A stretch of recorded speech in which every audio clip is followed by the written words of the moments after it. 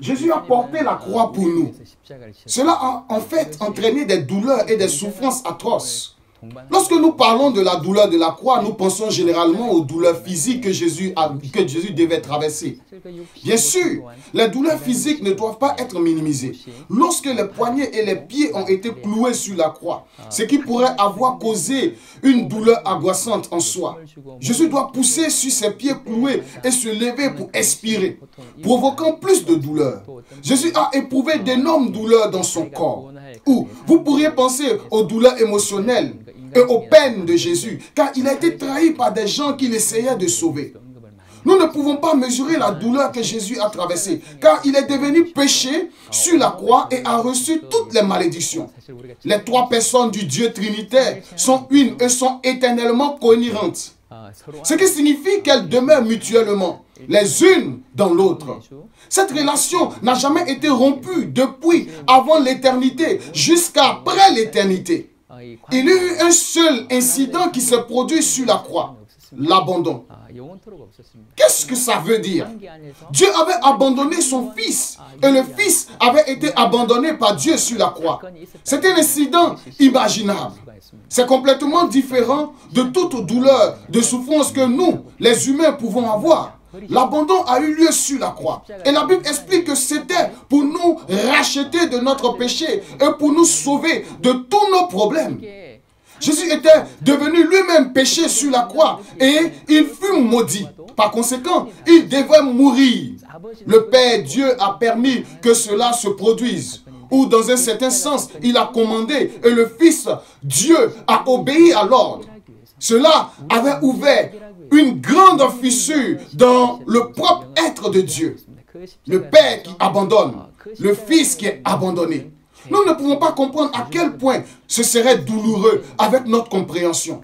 L'évangile et le salut nous ont été donnés à travers l'incident douloureux de la croix.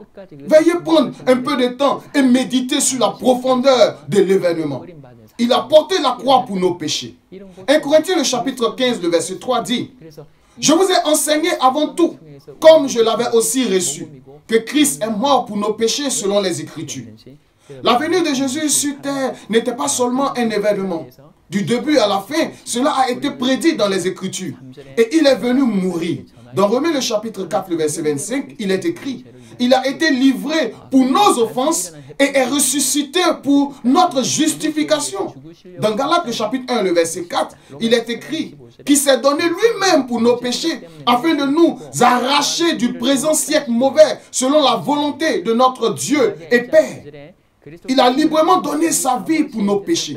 Dans 2 Corinthiens le chapitre 5, le verset 21, il est dit: « Celui qui n'a point connu le péché, il a fait devenir péché pour nous, afin que nous devenions en lui la justice de Dieu. » En 1 Timothée le chapitre 2, le verset 6 dit: « Qui s'est donné lui-même en rançon pour nous tous. » Cela, le témoignage rendu en son propre temps.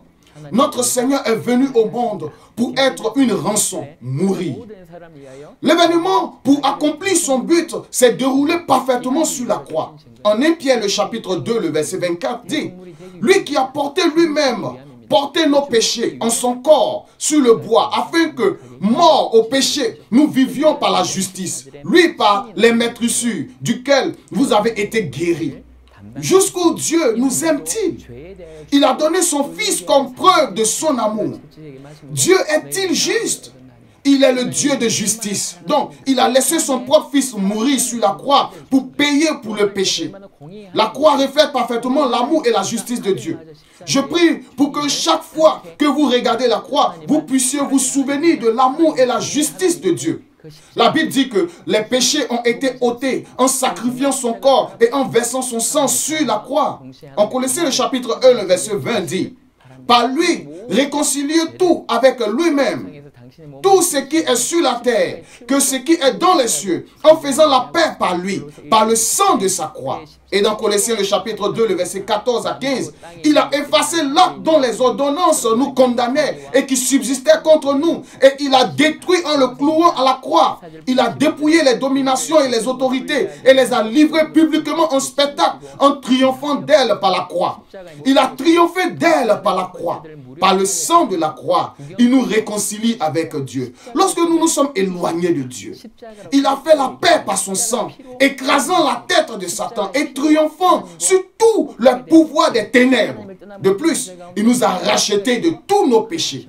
En Romains le chapitre 8, le verset 3 à 4 disent: car chose impossible à la loi, parce que la chair la rendait sans force. Dieu a condamné le péché dans la chair, en envoyant, à cause du péché, son propre Fils dans une chair semblable à celui du péché. Et cela afin que la justice de la loi fût accomplie en nous, qui marchons non selon la chair, mais selon l'esprit.